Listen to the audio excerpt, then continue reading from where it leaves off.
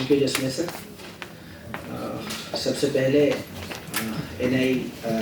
PDU NIVPD का मैं हार्दिक धन्यवाद देता हूँ कि मुझे यहाँ इनवाइट किया एज ए रिसोर्स पर्सन। इसके साथ साथ पूरी टीम जिन्होंने इतनी अच्छी कॉन्फ्रेंस, इतना अच्छा प्रोग्राम, ट्रेनिंग प्रोग्राम आप लोगों के लिए ऑर्गेनाइज किया, उसके लिए बहुत बहुत धन्यवाद। और जसमें सर, पूर्णिमा मैडम, वो सारी टीम जो ऑर्गेनाइज कर रही इतना अच्छा ट्रेनिंग प्रोग्राम, तो उसके लिए सबको धन्यवाद। जैसे जसमें सर ने बताया कि मेरा स्वास्थ्य कल से ठीक नहीं है, कल से मतलब 2-3 दिन से, कल रेलवे स्टेशन पे आने के बाद मैंने सोचा कि अब मैं जसमें सर को फ़ोन करके मना कर दूं क्योंकि मैं नहीं जा पाऊँगा। फिर मैंने सोचा कि पढ़ाना 20 साल हो गए पढ़ने पढ़ाने का आज तक के 20 साल के रिकॉर्ड में कोई असाइनमेंट मैंने कैंसिल नहीं किया। भले कुछ भी हो जाता है, मैं पढ़ने पढ़ाने के लिए तो चले जाता हूँ, क्योंकि पढ़ना पढ़ाना एक टीचर का आदत और वो हो जाती है, जुनून हो जाता है उसका। यदि वो उसको कैंसिल कर रहा है तो फिर वो टीचर क्या है फिर। तो 20 साल में कोई असाइनमेंट टीचिंग का मैंने कैंसिल नहीं किया, तो इसलिए मैं आपके बीच में आ गया। इसको स्लाइड शो पे कर दीजिए। हाँ, यहाँ दे दीजिए, कोई नहीं। तो जैसा जसमें सर ने मेरे को बताया कि आप लोगों का क्रॉस डिसेबिलिटी है, मतलब सभी डिसेबिलिटी से आप बिलोंग करते हैं, सभी इससे बिलोंग करते हैं। तो मैं थोड़ा सा आपका, चूँकि मैं सोचूंगा कि ये लेक्चर सिर्फ वन वे नहीं रहे, हम लोग 2 वे रहे, और ये सिर्फ एक थ्योरी लेक्चर बन के ख़त्म ना हो जाए, बल्कि ऐसा कुछ लगे कि आप लोगों ने कुछ स्किल हासिल करी इस लेक्चर के बाद, तो मेरा यहाँ आना और इतनी कष्ट में मैं आया तो वो आना सार्थक होगा, अदरवाइज फिर कोई मतलब नहीं है मेरे आने से। तो हम लोग उस चीज़ पे डिस्कस करें जो हम रोज़मर्रा करते हैं, और हो सकता है आप में से कुछ ऐसे शिक्षक हो जो मेरे से भी अच्छा स्पेशल बच्चों को पढ़ाते हो। तो लर्निंग को 2 वे रखते हैं, आपसे मैं सीखूँ, मैं आपको सिखाऊँ, हम दोनों आपस में सीखे सिखाएं, तभी ये लेक्चर सार्थक होगा। और पूरा लेक्चर मैं स्किल बेस्ड रखूँगा कि एक थ्योरी लेक्चर न बन के एक इंटरेक्टिव लेक्चर हो। तो साइन लैंग्वेज पे आने के पहले मैं थोड़ा सा टीचिंग के बारे में डिस्कस करना चाहूँगा। टीचिंग के बारे में इसलिए डिस्कस करूँगा क्योंकि हम सब लोग टीचर हैं, और एक टीचर को जब क्लास में वो पढ़ाता है तो उसको उसकी सैलरी, उसका मान सम्मान, उससे कहीं ज़्यादा बच्चों का रिस्पॉन्स और बच्चों का अचीवमेंट, बच्चों की प्रोग्रेस उसको सेटिस्फेक्शन देती है, तभी वो क्लास में अच्छा शिक्षण कर पाएगा, अदरवाइज वो नहीं कर पाएगा। तो कोई सा भी, अभी चूंकि क्रॉस डिसेबिलिटी वाले टीचर है तो इसलिए मैं एक डिसेबिलिटी स्पेसिफिक बात नहीं करूंगा कि मैं HI के टीचरों की बात नहीं करूंगा, मैं सारे टीचरों की बात करूंगा। इवन मैं न सिर्फ स्पेशल स्कूल की बात करूंगा, मैं आपको इंक्लूसिव सेटअप की भी बात करूंगा कि क्लासरूम है, वहाँ पे सभी प्रकार के बच्चे बैठे हुए हैं, जनरल बच्चे भी हैं, स्पेशल बच्चे भी हैं, HI वाले बच्चे भी हैं, VI वाले बच्चे भी हैं, ID वाले बच्चे भी हैं। तो जब हम पढ़ाना शुरू करते हैं तो हम कैसे पढ़ाते हैं बच्चों को? हमारे पास क्या रहता है जिसमें से हम पढ़ाते हैं? तो हमारे पास होती है टेक्स्ट बुक, और वो एक टीचर का हथियार होता है, टेक्स्ट बुक, और फिर स्किल टीचर उसमें यूज़ करता है, और फिर एक जुनून के तहत वो पढ़ाना शुरू करता है। तो जब हम टेक्स्ट बुक उठाते हैं तो आपको क्या लगता है आप टेक्स्ट बुक में से कैसे पढ़ाते हैं? जो लिखा है एज इट इज़ पढ़ा देते हैं या उसमें कुछ बदलाव लाते हैं? तो जो आवश्यकता अनुसार किए गया बदलाव जो होता है टेक्स्ट में या टेक्स्ट बुक में, उसी को हम अनुकूलन कहते हैं। अनुकूलन का मतलब बदलाव नहीं है, अनुकूलन का मतलब आवश्यकता अनुसार किया गया बदलाव। जो चीज़ मुझे, मेरे बच्चों को लगती है कि मैं बिना उसको सरलीकरण करे, बिना उसमें बदलाव करे एज इट इज़ पढ़ा सकता हूँ, मैं एज इट इज़ पढ़ाता हूँ। और अडाप्टेशन का मतलब सरलीकरण भी नहीं है, सिंप्लीफिकेशन भी नहीं है। जनरली ये लोग समझते हैं कि अडाप्टेशन करना मतलब सरल कर देना, नहीं। यदि आप सरल कर दोगे हर चीज़ को तो वो पढ़ाने में बच्चों को सरल पढ़ने की आदत हो जाएगी। तो अडाप्टेशन का मतलब बच्चों के अनुकूल करना। तो अब मैं इसको लेक्चर को 2 वे बनाने की कोशिश करता हूँ, और मैं आपसे पूछता हूँ कि कोई भी टेक्स्ट बुक होती है और जो सारे टेक्निकल पॉइंट लिखे हुए हैं उस पर PPT पे, वो सब आप ही बोलेंगे, क्योंकि आप सब लोग काफ़ी सालों से पढ़ा रहे होंगे। मेरे को 20 साल का अनुभव है, मेरे से ज़्यादा अनुभव के शिक्षक भी हो सकते हैं मेरे बीच। तो आप पढ़ाते हैं टेक्स्ट बुक में तो क्या बदलाव लाते हैं, चाहे इंक्लूसिव क्लासरूम हो, चाहे स्पेशल क्लासरूम हो, VI बच्चा हो, HI बच्चा हो, 6 to 10 तक की क्लास है या छोटे बच्चों की भी क्लास है, तो आप क्या बदलाव लाते हैं टेक्स्ट बुक में, कैसे पढ़ाते हैं, क्या क्या चीज़ों में चेंज लाते हैं? क्या एज इट इज़ पढ़ाते थे? इवन जनरल बच्चों को भी हम एज इट इज़ नहीं पढ़ाते। यदि मुझे जनरल बच्चे भी बैठे और मेरे को टेक्स्ट बुक देंगे, मैं as it is text book का नहीं पढ़ूंगा। मैं टेक्स्ट बुक में कुछ बदलाव ला के उसको जो भी मुझे लगता है बच्चों के अनुकूल करके फिर मैं डिलीवर करता हूँ। तो शुरू करते हैं। कोई सा भी टॉपिक है, आपके पास बुक है, तो आप बुक का इस्तेमाल करते समय क्लास में क्या टेक्स्ट अडाप्टेशन करते हैं, पाठ्य लिखे हुए पाठ्य में क्या अनुकूलन करके बच्चों को पढ़ाते हैं। तो आप एक एक कोई भी बता सकता है। क्या एज इट इज बुक से पढ़ के पढ़ा देते हैं? नहीं सर, सबसे पहले तो लैंग्वेज। वेरी गुड, पॉइंट मैंने लिखे। हाँ, लैंग्वेज का सर ने बताया, वेरी गुड सर।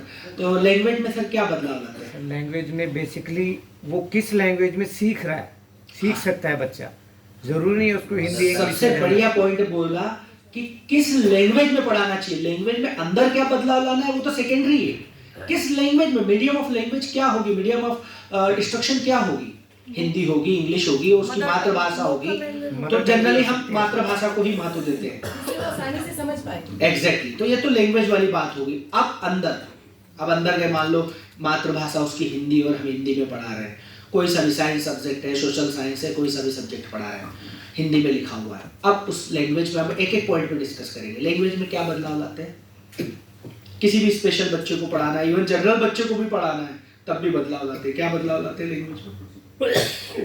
बताएं। मैंने कहा ना मेरा लेक्चर पूरा स्किल बेस्ड है। डिफिकल्ट वर्ड ना यूज करते हुए सिंपल सेंटेंस में सर। एग्जैक्टली, सिंपल यूज करना है, लेकिन हर शब्द को सिंपल नहीं करना है। ये बात भी ध्यान रखना है, इसमें ये सावधानी बरतना है कि हर चीज को सरल नहीं करना है। लेकिन चूंकि हमें पता है कि हमारे बच्चों का लैंग्वेज लेवल इतना नहीं है, तो हम बच्चों को सिंपल वोकेबलरी का यूज करेंगे, जटिल वाक्यों का प्रयोग नहीं करेंगे, कॉम्प्लेक्स सेंटेंस का उपयोग नहीं करेंगे। यदि सेंटेंस लंबे हैं और हमारे बच्चों की लैंग्वेज लेवल इतनी नहीं है, तो उसके दो बड़े वाक्य को छोटे टुकड़ों में कर देंगे। वोकेबलरी इजी यूज करेंगे, ठीक है, इजी वोकेबलरी यूज करेंगे, डेली रोजमर्रा की लैंग्वेज यूज करेंगे, ताकि उसको वो कंटेंट समझना है। क्योंकि हमारा उद्देश्य यहाँ लैंग्वेज सिखाना नहीं है, हमारा उद्देश्य उसको कंटेंट का नॉलेज देना है, ठीक है। और क्या लैंग्वेज में बदलाव ला सकते हैं? कंटेंट जो भी उसके पर्यायवाची बताएंगे, साथ के साथ जो शब्द बताया हमने, कोई डिफिकल्ट वर्ड आ गया तो उसका पर्यायवाची बताएंगे, बेटा ये नहीं, ये ऐसे है, ये एग्जैक्टली। पर्यायवाची भी बताएंगे और यूज भी बताएंगे कि ये शब्द है, इसका ये यूज होता है। फॉर एग्जांपल मैं हेयरिंग इम्पेयर्ड बच्चों की बात करता हूँ। हेयरिंग इम्पेयर्ड बच्चों को पढ़ाते पढ़ाते 20 साल हो गए, तो हम क्या होता है, हेयरिंग इम्पेयर्ड बच्चों की सबसे बड़ी समस्या स्पीच और लैंग्वेज की होती है। जैसे मैंने उसको सिखाया कि हरा, तो जब बच्चा छोटा रहता है ना, पहली दूसरी में, तो उनको सिखाया जाता है कि हरा पत्ता। तो जब भी उससे पूछोगे हरा, तो कहेगा हरा पत्ता, पत्ती, फूल प्लांट की। तो उसको ये बताना पड़ता है कि हरा पत्ता नहीं होता है, हरा बहुत चीजें। देखो आपका ड्रेस पहने वो भी हरी है, देखो वो कलर वो भी हरा है, देखो दीवार का कलर हरा है। इसका जनरलाइजेशन कराना जरूरी है। एग्जैक्टली। तो प्रिंसिपल ऑफ जनरलाइजेशन आपको लैंग्वेज में करवाना पड़ेगा। आप किसी भी बच्चे को पढ़ा रहे हैं, यूज ऑफ लैंग्वेज में भी चेंज रहता है। अब हेयरिंग इम्पेयर्ड बच्चों के साथ बड़ी दिक्कत होती है कि उनको ये बताना पड़ता है कि घमंड और गर्व में क्या है। मुझे अपने देश पे गर्व है और उस इंसान को अपने उस पर घमंड है, तो घमंड और गर्व में क्या फर्क है। ये हेयरिंग इम्पेयर्ड बच्चों की और स्पेशल बच्चों की, खासकर उनमें लैंग्वेज में कि यूज ऑफ लैंग्वेज बताना पड़ता है। यदि आपने घमंड गर्व सिखा दिया, तो गर्व का प्रयोग कहाँ करना है, घमंड का प्रयोग कहाँ करना है। तो ये सारी चीजें जो है आपका लैंग्वेज अडॉप्टेशन के अंदर आएगी। अब सेकंड पॉइंट है नॉलेज। टेक्स्ट बुक में नॉलेज होता है, नॉलेज को कैसे अडॉप्ट करते हैं? एज इट इज जो नॉलेज लिखा है एज इट इज पढ़ा देते हैं बच्चों को, फिर क्या करते हैं? जो एक्सपीरियंस है। नंबर 1, इधर से किसी मैडम ने जवाब दिया, एग्जैक्टली। मैडम आपका नाम क्या है? सरला मैडम ने बोला कि हम प्रीवियस नॉलेज से न्यू नॉलेज जो हम देना जा रहे हैं उसको कनेक्ट करते हैं। Very good. आपको पता है माइक्रो टीचिंग में एक इंट्रोडक्शन स्किल होती है। इंट्रोडक्शन स्किल में सबसे पहले यही काम किया जाता है। एक दो क्वेश्चन प्रीवियस नॉलेज से पूछे जाते हैं और उसको नए नॉलेज से कनेक्ट करके फिर last question introduction micro teaching यदि आपने सीखी होगी तो आपको बहुत अच्छे से पता होगा कि कैसे बच्चों को नए नॉलेज से कनेक्ट किया जाता है। 1 2 3 क्वेश्चन जो है प्रीवियस नॉलेज से होते हैं और उसके बाद तुरंत नए नॉलेज का क्वेश्चन हो उसको कनेक्ट किया जाता है। तो ये इंट्रोडक्शन स्किल होती है। तो नॉलेज को हमको प्रीवियस नॉलेज से पूर्व का ज्ञान जो बच्चों का है उससे कनेक्ट करके आगे बढ़ते हैं। और लैंग्वेज में हम क्या, नॉलेज में हम क्या अडेप्टेशन कर सकते हैं? पूर्व नॉलेज से, पूर्व ज्ञान से कनेक्ट करना है, और क्या? सर बच्चे के जीवन से जुड़ी होनी चाहिए। सर बच्चे के जीवन से जुड़ी होनी चाहिए नॉलेज को हम बच्चों के रोजमर्रा के जो ज्ञान है उससे कनेक्ट करेंगे। Very good sir. क्या नाम सर आपका? मनीष जी ने बहुत अच्छा जवाब दिया। और बताएं। Simple to complex. नॉलेज में मैगजीम्स ऑफ टीचिंग को फॉलो करेंगे, जो शिक्षण सूत्र होते हैं उनको फॉलो करेंगे। कैसे? Simple to complex, general to specific, known to unknown, ये सब फॉलो करेंगे। ज्ञात से अज्ञात, सामान्य से विशिष्ट ज्ञान की ओर। ठीक है, वेरी गुड। और नॉलेज में क्या कर सकते हैं? उसका लेसन का थोड़ा ब्रीफ सा बताएंगे सर पहले थोड़ा सा। हाँ, ऐसा होगा, इसमें ऐसा है, कुछ इस टाइप से ना। हाँ, थोड़ा सा क्लियर करो। जैसे सर हम कोई भी लेसन पढ़ाते हैं अगले दिन, तो पहले हम तैयारी करके आते हैं, तो उसके बारे में नॉलेज देंगे थोड़ा सा शॉर्ट में, ताकि इस लेसन में इस तरीके का वो बताएंगे हम। गुड, वेरी ठीक गुड। है, जो उसका पार्ट का जो टॉपिक है, टॉपिक के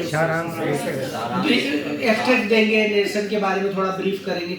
ठीक है। और कुछ और नॉलेज में? सर इसके अलावा जैसे पिक्चर प्रेजेंटेशन दे दी हमने, हाँ, उसको थोड़ा मोटिवेशन मिलेगा कि आज मुझे इसके बारे में पढ़ाया जाएगा। हाँ, फिर उसके साथ साथ आप उस चीज को कनेक्ट करोगे कि इसके बाद इस पिक्चर में ये है, हम आज इसके बारे में पढ़ेंगे। हाँ, पिक्चर के बारे में हम डिस्कस करेंगे, इलस्ट्रेशन, लेसन प्लान बना के लेके आना। हाँ, लेसन प्लान की हम योजना कर सकते हैं। और कुछ नॉलेज में? हाँ, टास्क एनालिसिस, ये सब टेक्निकल वर्ड तो है ही, साथ में जो नॉलेज है उसको हम टुकड़ों में परोसेंगे बच्चों के सामने, इकट्ठा नहीं देंगे। सर उसको जितना नॉलेज है उसके टुकड़े करेंगे, और थोड़ा थोड़ा नॉलेज हम आपको टुकड़े में बच्चों के सामने रखेंगे। एकदम से आप पूरा नॉलेज रखोगे, बच्चा नहीं उसको याद रख पाएगा, समझ नहीं पाएगा। अच्छा, अब चूंकि प्रेजेंटेशन और इलस्ट्रेशन, तो प्रेजेंटेशन से पहले, प्रेजेंटेशन आप कोई टॉपिक का प्रेजेंटेशन कैसे करते हैं? क्या करते हैं प्रेजेंटेशन?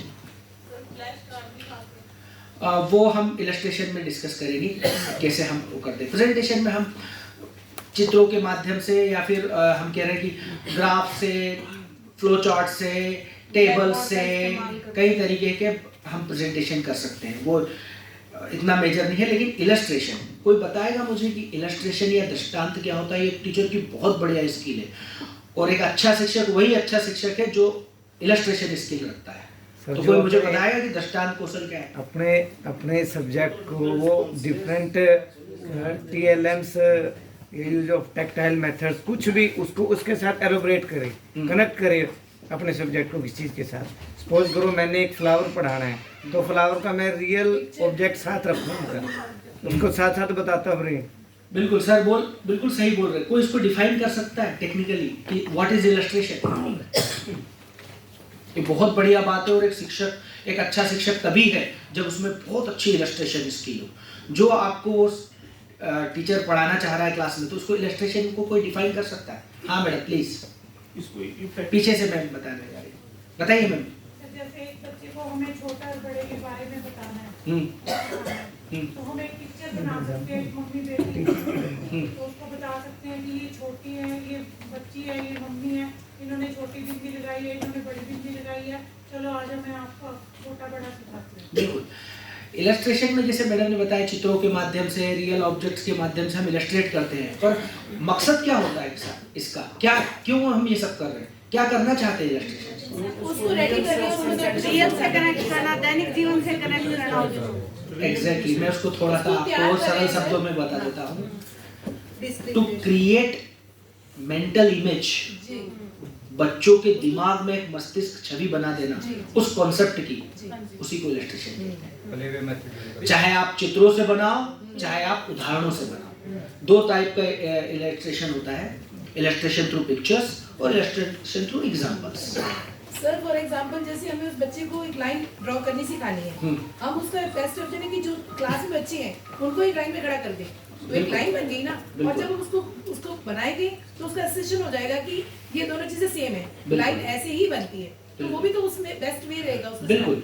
तो आप एग्जांपल से, डेमोन्स्ट्रेशन से, पिक्चर्स से आप इलस्ट्रेशन कर सकते हो, और जितना अच्छा इलस्ट्रेशन होगा उतनी अच्छी बच्चे के दिमाग में एक मस्तिष्क छवि आपके कॉन्सेप्ट की बनेगी। तो टीचर का सबसे ज़्यादा फोकस इलस्ट्रेशन पे होना चाहिए, जो भी कॉन्सेप्ट आप सिखाना चाह रहे हैं, कि जितना कॉन्सेप्ट बच्चे के दिमाग में बनेगा उतनी दिन तक उसके दिमाग में रहेगा। तो इलस्ट्रेशन स्किल इतनी अच्छी स्किल है, और एक बेस्ट टीचर वही होता है जिसकी बेस्ट इलस्ट्रेशन। जैसे सर हम बच्चे को वैसे सिखाते रहे वो नहीं सीखेगा, लेकिन उसको पैसे दे दिए जा तू चीज ले आ, वहाँ वो जल्दी बिल्कुल एक एग्जांपल दे दिया, रियल ऑब्जेक्ट का यूज कर लिया, डेमोन्स्ट्रेशन दे दिया, पिक्चर्स का इस्तेमाल किया। लेकिन जो भी हम चीजें यूज करें, चाहे इलस्ट्रेशन थ्रू एग्जांपल हो, चाहे इलस्ट्रेशन थ्रू पिक्चर्स हो, ये दोनों चीजें हमारे लिए बच्चे के दैनिक जीवन से जुड़ी हुई होना चाहिए। यदि आपके एग्जाम्पल्स ऐसे हैं जो बच्चे के अवेयर नहीं है बच्चा उसके बारे में, तो इलस्ट्रेशन ठीक से नहीं होगा। इवन पिक्चर्स भी आपके, तो दैनिक जीवन से जुड़े हुए उदाहरण और पिक्चर्स ही बच्चे को सही इलस्ट्रेट कर पाएंगे। तो ये अब लास्ट है इवोल्यूशन। अडॉप्टेशन जब हम करते हैं तो हम इवोल्यूशन में भी अडॉप्टेशन करते हैं। तो ऐसा क्या अडॉप्टेशन करते हैं बच्चों के इवोल्यूशन करते समय?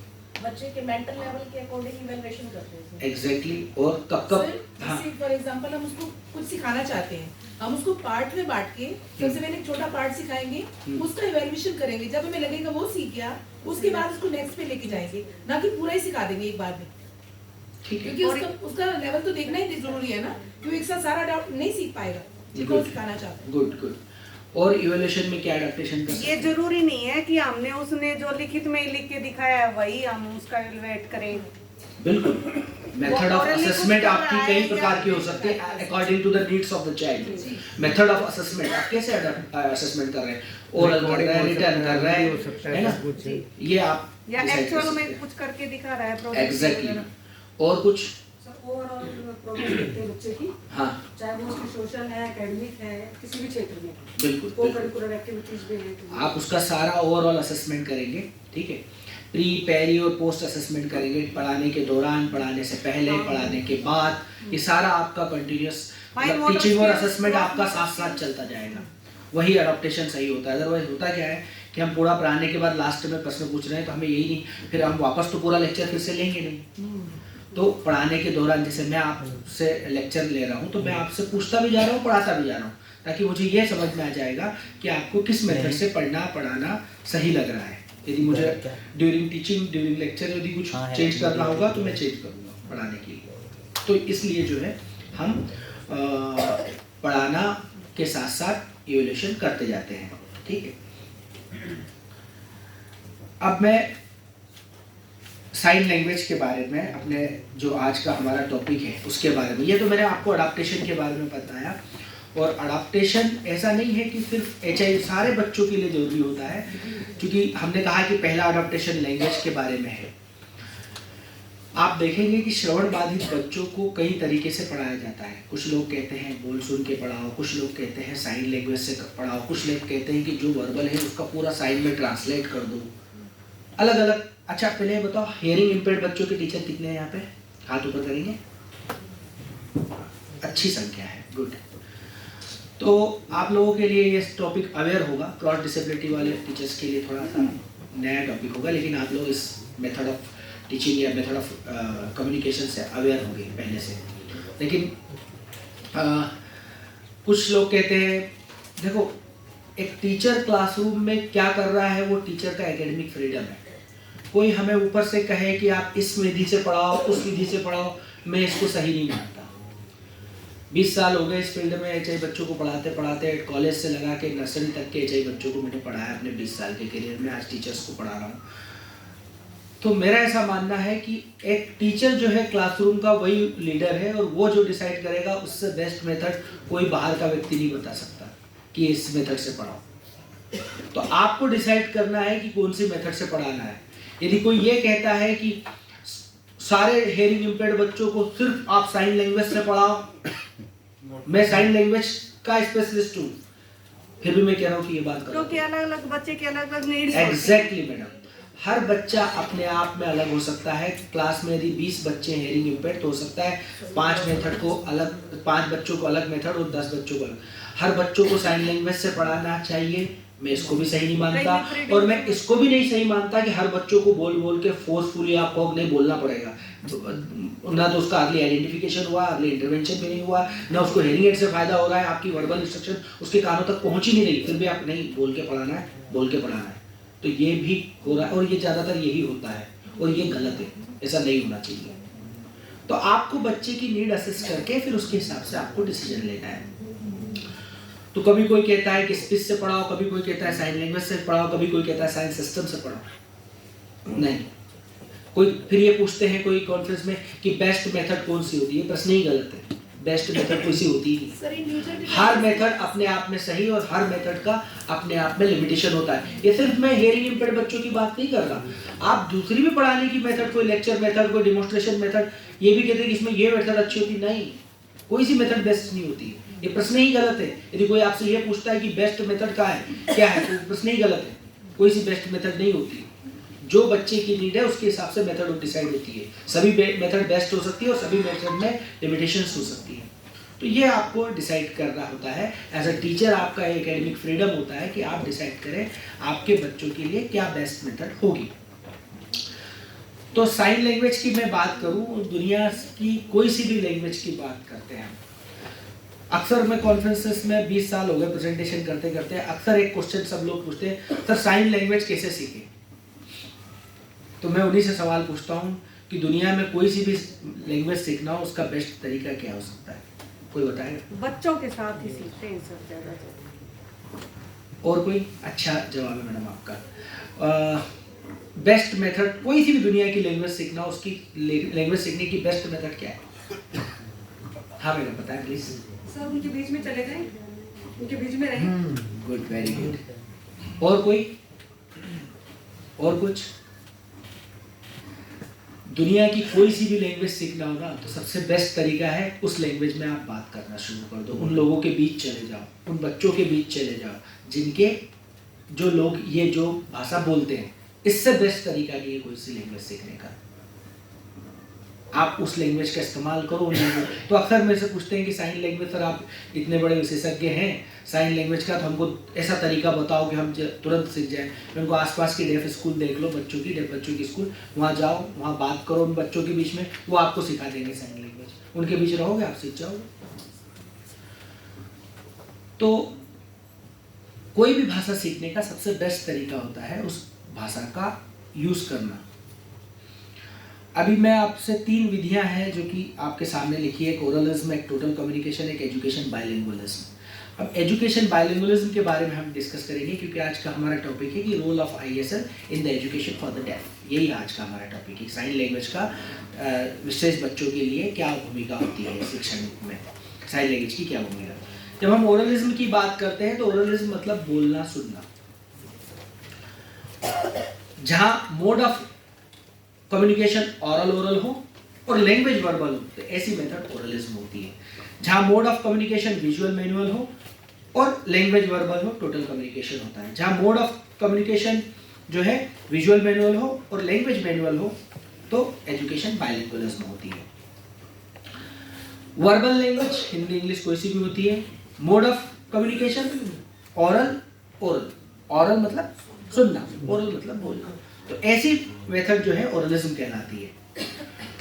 जहां mode of communication visual manual हो, मतलब देख के ग्रहण करूंगा और हाथों से अभिव्यक्त करूंगा, और लैंग्वेज वर्बल हो, तो वो टोटल कम्युनिकेशन होती है। देखिए टोटल कम्युनिकेशन एक प्रकार से वर्ड टू वर्ड ट्रांसलेशन है वर्बल लैंग्वेज का साइन में। ये जनरली डेफ बच्चे पसंद कम करते हैं, यूज भी कम होता है, क्योंकि वो ये सोचते हैं कि हमको ट्रांसलेशन मत करो, हमको हमारी भाषा में पढ़ाओ। तो उनकी लैंग्वेज है साइन लैंग्वेज, और साइन लैंग्वेज किसी भाषा का ट्रांसलेशन नहीं है। जिस प्रकार इंग्लिश हिंदी का ट्रांसलेशन नहीं है और इंग्लिश हिंदी का ट्रांसलेशन नहीं है। हिंदी अपने आप में एक लैंग्वेज है, उसकी अपनी ग्रामर है। इंग्लिश अपने आप में एक लैंग्वेज है, उसकी अपनी ग्रामर है। उसी प्रकार साइन लैंग्वेज भी एक लैंग्वेज है, किसी भाषा का ट्रांसलेशन नहीं है। तो हमारे दिमाग से हमको ये कॉन्सेप्ट निकालना होगा कि साइन लैंग्वेज में इंग्लिश को ट्रांसलेट कर दो या हिंदी को ट्रांसलेट कर दो। वो अपने आप में एक लैंग्वेज है, आप ट्रांसलेशन कर सकते हैं, लेकिन आप सोचें कि इस का मैं साइन करूं, एम का साइन करूं, ने का साइन करूं, को का साइन करूं, ये नहीं है, ये नहीं है। क्योंकि साइन लैंग्वेज में वर्ड टू वर्ड जुड़ते हैं। और मैं आपको यहाँ से जाने से पहले ABCD सिखा के जाऊँगा। आप अपना नाम मेरे लेक्चर के बाद साइन लैंग्वेज में बोल के सीख के जाओगे, इतनी मेरी गारंटी है कि साइन लैंग्वेज में अपना नाम बता दोगे।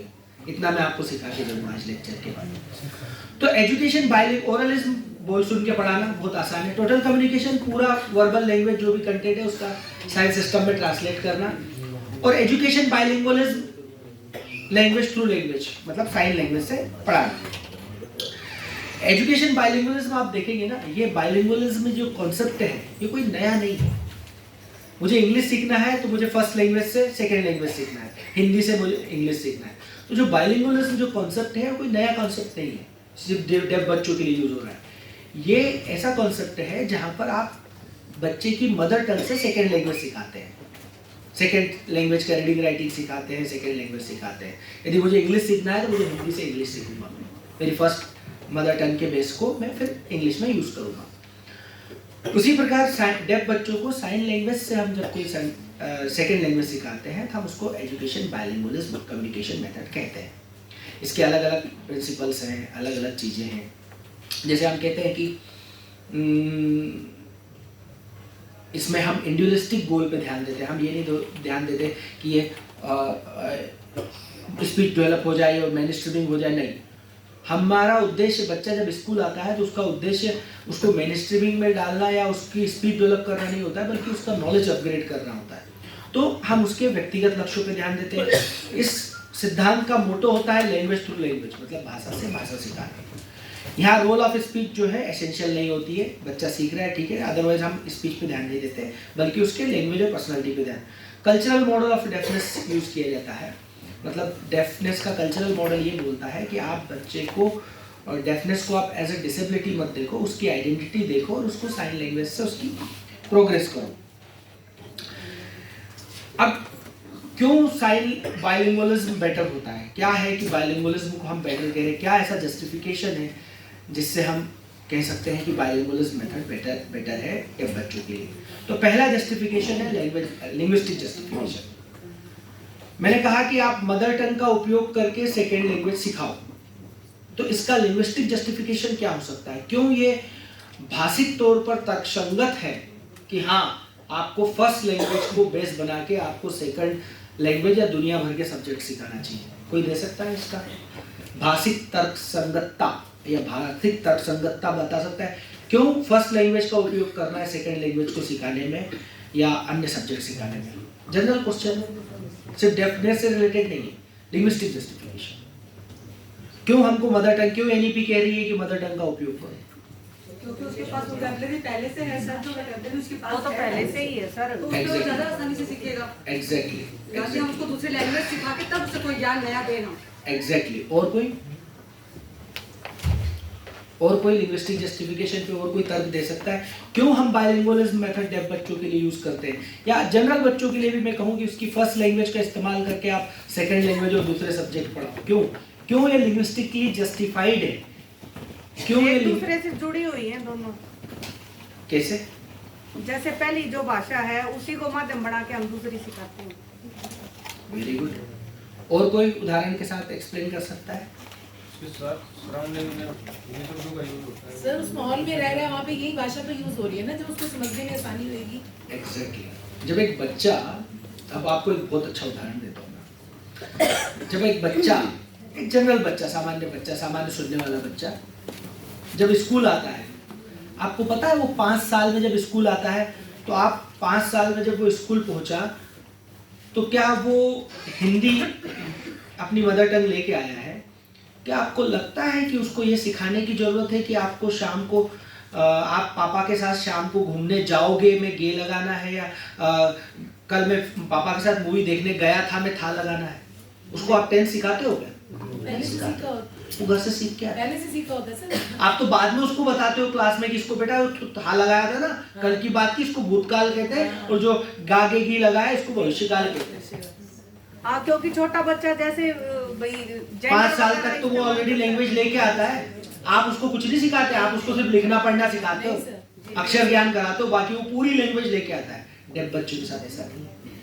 वो लैंग्वेज लेके नहीं आता। आप सोचो कितना बड़ा चैलेंज होता होगा डेफ बच्चों के स्पेशल एजुकेटर के साथ। वो कुछ भी लेके आता घर से, इवन साइन लैंग्वेज की भी अवेयरनेस नहीं होती है मदर फादर को, वो साइन लैंग्वेज भी लेके नहीं आता ठीक से। तो आप सोचिए आप डेफ बच्चों के टीचरों को क्या क्या करना पड़ता होगा। बहुत पढ़ाना कठिन है। मैं कह रहा हूँ HI बच्चों को पढ़ाना बहुत कठिन है, क्योंकि उनको इक्वल ट्रीट किया जाता है कि ठीक है सुनने में तो समस्या है, क्या दिक्कत है आप पढ़ाओ। अरे इस बात सिर्फ सुनने की नहीं है, बात लैंग्वेज की है। फॉर एग्जाम्पल ये कुर्सी है, ये टेबल है। मान लो बचपन में से मैं बाय बर्थ डेफ हूं, तो मैं इस टेबल को 5 साल का यदि कोई बच्चा आता है वो बाय बर्थ डेफ है, तो टेबल को क्या बोलेगा? कुछ नहीं बोलेगा, बोलेगा। पंखे को बोलेगा कुछ, उसका शब्द ही नहीं है कि इसको क्या कहना है, क्योंकि उसने सुना ही नहीं है। तो मैं पंखे को पंखा बोल रहा हूँ, क्यों बोल रहा हूँ? क्योंकि मैंने बचपन में सुना है इसको पंखा कहते हैं। मैं टेबल को टेबल बोल रहा हूँ क्योंकि मैंने सुना। जब मैं कुछ सुनूंगा ही नहीं तो मैं क्या बोलूंगा? और क्या सारे बच्चों का अर्ली आइडेंटिफाइड, अर्ली इंटरवेंशन हो रहा है गाँव में? नहीं हो पा रहा। तो उन बच्चों को पास बिल्कुल भी लैंग्वेज नहीं है और फिर आपको उनको पढ़ाना है। तो special educator for the deaf के पास डबल टास्क होता है, न सिर्फ उसको कंटेंट पढ़ाना है बल्कि उसको भाषा भी पढ़ाना है जी। और यदि कोई टीचर को, स्पेशल एजुकेटर को साइन लैंग्वेज नहीं आती है और बच्चा वर्बल इंस्ट्रक्शन नहीं फॉलो कर रहा है तो फिर कुछ भी नहीं होगा क्लास में, क्योंकि वर्बल वो पढ़ाएगा, बच्चे को सुनाई देगा नहीं। और आश्चर्य की बात कि जो बच्चा गांव से आता है ना तो उसको साइन लैंग्वेज भी नहीं आती बच्चे को, वो भी अपने घर के जेस्चर्स करता है, खुद के साइन यूज करता है। तो बहुत बड़ा चैलेंजेस है। फिर भी हम ये मानते हैं कि यदि वो खुद के साइन लेके भी थोड़ा बहुत आ जाता है तो हम साइन लैंग्वेज को बेस बना के हम उसको दूसरे सब्जेक्ट्स और ये चीज़ें हम पढ़ा सकते हैं उसको। तो ये जो मैंने आपको बात कही कि बायलिंगुअलिज्म अप्रोच में आपको एक किस्सा और सुनाता हूं, इसी पे ओरलिज्म पे ही बेस्ड है। एक बच्ची थी श्यामा करके, श्यामा नाम था उसका, बहुत पुरानी बात है 15 साल पहले। उस समय मैं देहरादून में अपने भैया की क्लिनिक है मेरा, तो स्पीच का, तो मैं वहाँ पे काम कर रहा था। तो उस बच्ची को, अब मैं एमएड तो मेरा 2004 में हो गया, 20 साल पहले मैंने एमएड कर रखा है। तो उस बच्ची को हेयरिंग एड लगाया। अब उसकी पेरेंट्स, जैसे 4 साल की बच्ची थी, 4 साल 5 साल की, तो जैसे ही हेयरिंग एड लगाया उस बच्ची को, तो उसके पेरेंट्स के सर अब तो मेरी बात सुनेगी, सर अब तो वो बोलेगी। तो मैंने कहा कि हाँ बोलेगी, लेकिन अभी तो बहुत प्रैक्टिस की जरूरत है। ठीक सर आप हेयरिंग एड लगा दो। हेयरिंग एड लगा दिया। फिर उसके पीछे से उसके पापा बोल रहे हैं श्यामा श्यामा, तो वो रिस्पॉन्स नहीं कर रही। कि सर आपने तो कहा था वो सुनेगी। तो मैंने कहा हाँ वो तो सुन रही है, कि फिर वो श्यामा पे पलट क्यों नहीं रही है? तो मेरे को पता ही नहीं, उसके नाम का वर्ड श्यामा, ये उसका नाम है, ये कौन बताएगा? पता ही नहीं है। उसके लिए श्यामा और ताली बजाना एक ही साउंड है।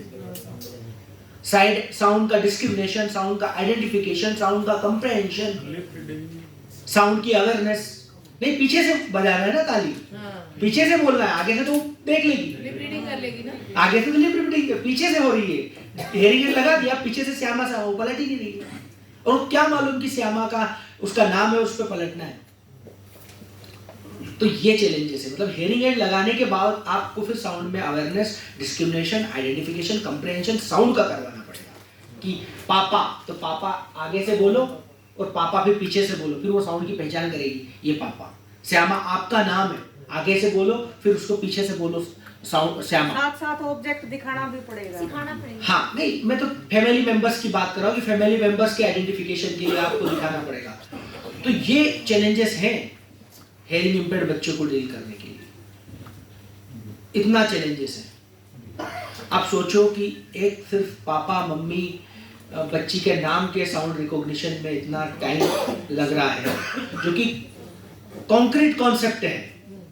पापा एब्स्ट्रैक्ट कॉन्सेप्ट नहीं है, मम्मी एब्स्ट्रैक्ट कॉन्सेप्ट नहीं है, अमूर्त संकल्पनाएं नहीं है। मैं उनको दिखा सकता हूँ। मुझे पेड़ दिखाना है, मैं पेड़ को दिखा दूंगा। अब मुझे प्रजातंत्र सिखाना है 7th के बच्चे को या 6ठी के बच्चे को, डेफ बच्चे को, मैं कैसे सिखाऊंगा?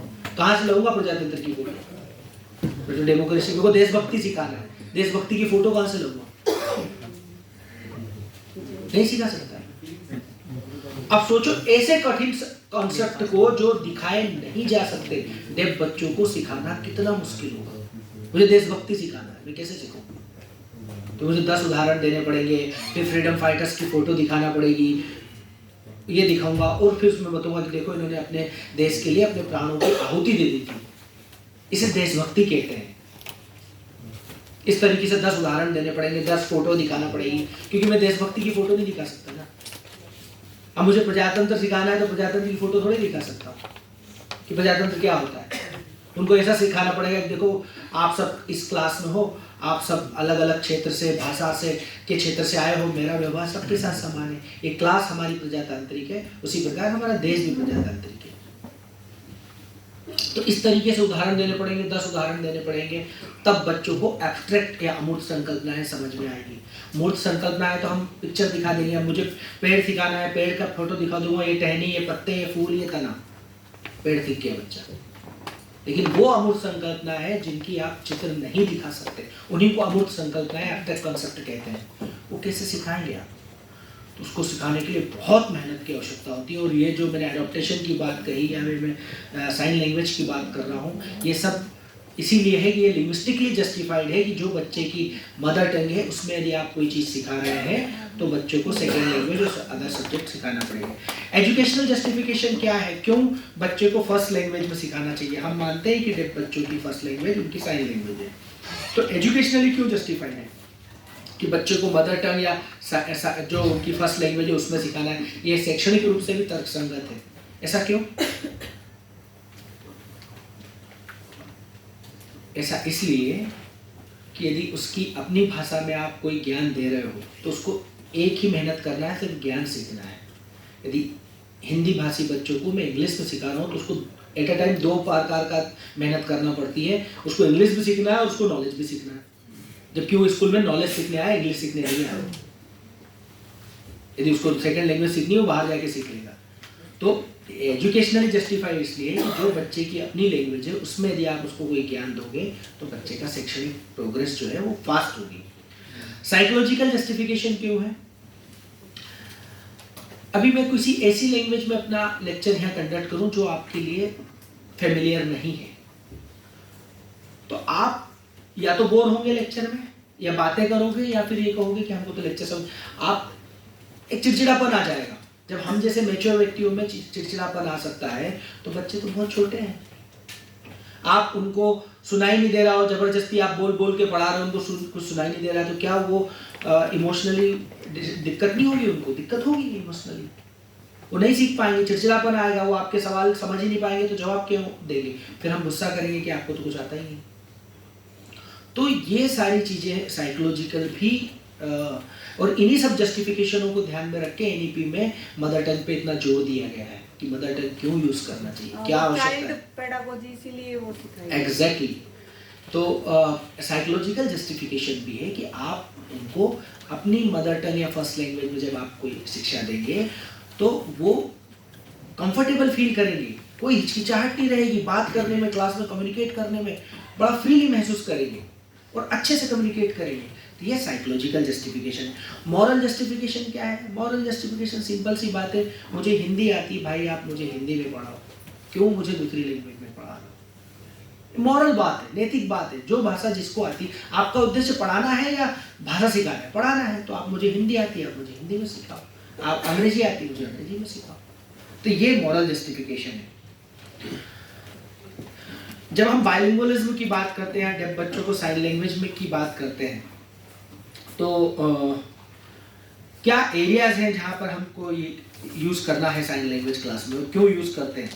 एक चीज़ मैं आपको बताना भूल गया कि जब टोटल कम्युनिकेशन और एजुकेशन बाइलिंगुअलिज्म की बात आती है तो उनमें क्या डिफरेंस होता है। जैसे मैं आपको कहूँ कि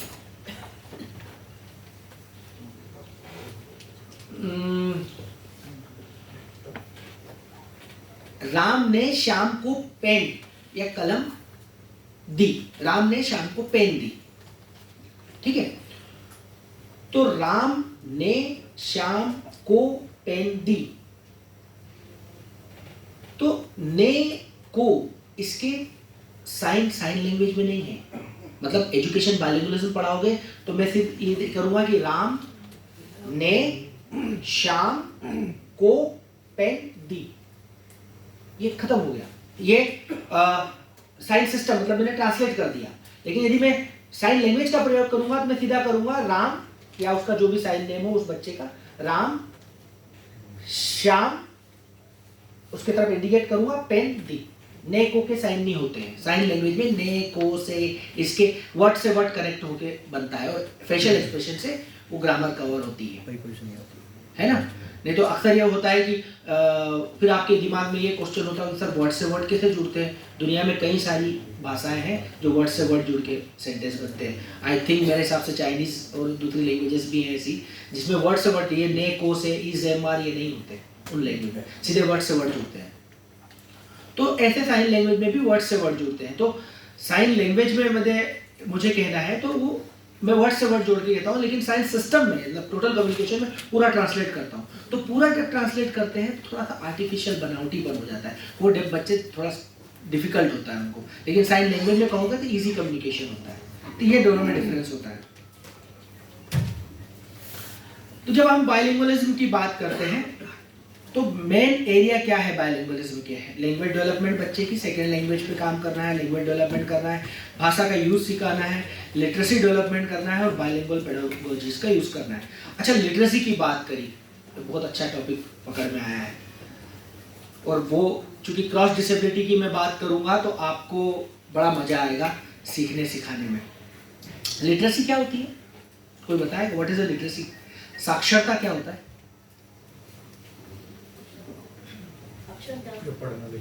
पढ़ना लिखना। कौन बोला? वेरी गुड सर, आपका नाम? मुरसलीन जी ने बहुत अच्छा जवाब दिया। लिटरेसी का सिंपल मतलब है पढ़ना लिखना, रीडिंग राइटिंग, सिंपल। अब कोई ये मुझे बताएगा, अभी तो हम बचपन से लिखना पढ़ना सीखते आए हैं, सिखाते भी आए हैं, कोई मुझे बताएगा कि रीडिंग का मतलब क्या? वाचन को कोई परिभाषित कर सकता है?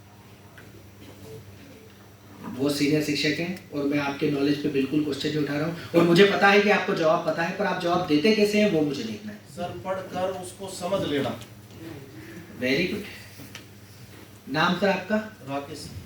राकेश जी, कहाँ से हैं शिक्षक सर आप? रेवाड़ी से। बहुत बढ़िया, अच्छा जवाब। और कोई रीडिंग के बारे में? सर, छोटा बच्चा जब अपनी मम्मी पापा से बोलने लग जाए तो रीडिंग आ गई उसको एक तरह से। नहीं, बोलना रीडिंग नहीं है साहब। मैं वाचन का मतलब समझ रहा हूँ, लिखा हुआ है उसको समझना है। तो मुकेश जी ने बोला ना अपने नाम? राकेश। राकेश जी ने एक ही बार में परफेक्ट जवाब दे दिया। मुझे लगा कि आप लोगों में से कई सारे जवाब आएंगे, गलत भी आ सकते हैं, सही भी आ सकते हैं, कुछ आंसर सही। थोड़ा और क्लियर करेंगे राकेश जी इसको? पढ़कर समझना मतलब रीडिंग। मैं कह रहा हूँ पढ़ना शब्द ही हटा दो जी। जैसे कोई सिंबल है सर, जैसे एक मिनट राकेश जी, पीछे एक मैडम बोल रही है। किसी पिक्चर को हम देख रहे हैं, वहाँ से हमें पता लग रहा है इसमें क्या काम है। नहीं, पिक्चर की पढ़ने की बात नहीं हो रही है, हम लिटरेसी अक्षरों वाली बात कर रहे हैं। वो तो फिर नॉर्मल रीडिंग ही होगा सर। हाँ, तो नॉर्मल रीडिंग का मतलब ही तो पूछ रहा हूँ। हम जो लिखा हुआ उसको पढ़ लेना। उसको पढ़ लेने का मतलब क्या? वही तो पूछ रहा हूँ। एग्जैक्टली जो लिखा हुआ है उसको समझना रीडिंग है। Mind image. मैं आपको बता रहा हूँ, understanding the linguistic printed material, it is called reading. तो फिर कुछ ये बोलते हैं कि सर बोल के पढ़ना। There are two types of reading on the basis of the style of reading, loud reading, silent reading. नहीं मुझे बोल के पढ़ना, मुझे मन में पढ़ना। एग्जैक्टली। तो जो लिखा हुआ है उसका मतलब समझ में आ जाना वो रीडिंग है। आप ये चक्कर में छोड़ दो कि बोल के पढ़ूं, मन में पढ़ूं, ऐसा पढ़ूं, वैसा पढ़ूं, ये सब भूल जाओ। जो लिखा हुआ है उसका समझना। तो बच्चे क्या करते हैं, स्पेशल बच्चों की भी बात कर रहा हूं, वो बोल देते हैं, मतलब समझ में नहीं आता। इवन जनरल बच्चे भी, आप उनको बोर्ड पे लिखा हुआ बेटा पढ़ो, अभी मैं किसी बच्चे को बोलूं बेटा पढ़ो, प्रेजेंटेशन में क्या लिखा है वो पूरा पढ़ देगा। इसको पढ़ेगा नहीं, वो बोलेगा उसको।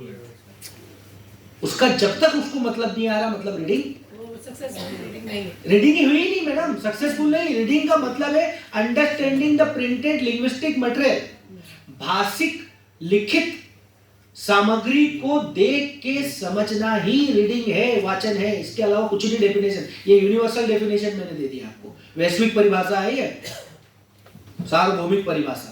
आप बोल के पढ़ो, मन में पढ़ो, कैसे भी पढ़ो, समझना रीडिंग है, बात खत्म। यही इतनी सी डेफिनेशन है।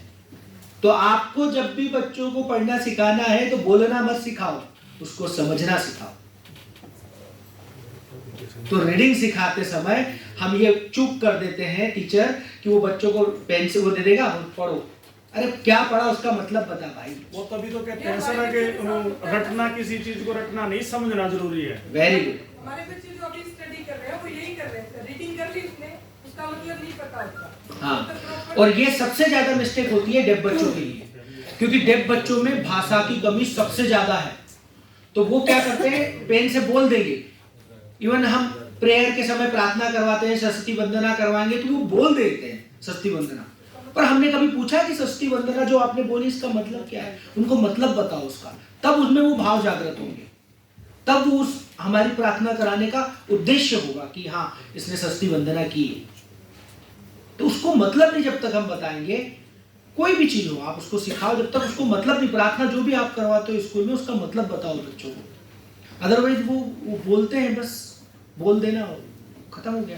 तो रीडिंग का मतलब है, अच्छा रीडिंग सिखाते कैसे हैं ये भी चलो चर्चा कर ही लेते हैं, क्योंकि बहुत इंपॉर्टेंट है। और टीचर के लिए तो मैंने कहा मेरा पूरा लेक्चर स्किल बेस्ड होगा, थ्योरी लेक्चर में भरोसा नहीं है मेरे को। जब बच्चों को रीडिंग करना, साइन लैंग्वेज में भी रीडिंग करवा सकते हैं। हाँ, कैसे सिखाते हैं रीडिंग, कैसे सिखाना? साइन लैंग्वेज पता रहेगा तो हाँ, साइन लैंग्वेज पर, लेकिन स्टेप्स क्या होगी? एबीसीडी वाला जो है वो जो अक्षर ज्ञान, अक्षर ज्ञान हुआ, फिर उसको फिर शब्दों में यूज करवाना सिखाएंगे, फिर वाक्य में यूज करना सिखाएंगे, फिर और उसको इंडिपेंडेंट रीडिंग करना सिखाएंगे। अच्छा, रीडिंग का तो समझ में आ गया कि भाई अक्षर ज्ञान कराएंगे, शब्द ज्ञान कराएंगे, फिर उसको जोड़ना सिखाएंगे कि शब्द कैसे जुड़ते हैं, इस आर्टिकल का क्या मतलब होता है, इस प्रीपोजिशन का क्या मतलब होता है, और बच्चा रीडिंग करना सीखता है। राइटिंग क्या है भाई? मैं बहुत सरल क्वेश्चन पूछूंगा, बहुत सरल इंसान हूँ मैं, एकदम सरल। लेखन का मतलब क्या होता है? वही वैसे ही कैसे लिखना, वो लिखने का मतलब सिखाएंगे। हाँ, अक्षरों को लिखना सिखाएंगे। नहीं, लिखने का मतलब ही तो पूछ रहा हूँ। समझना समझ में आया उसको, उसका जो सिंबल दिया हुआ।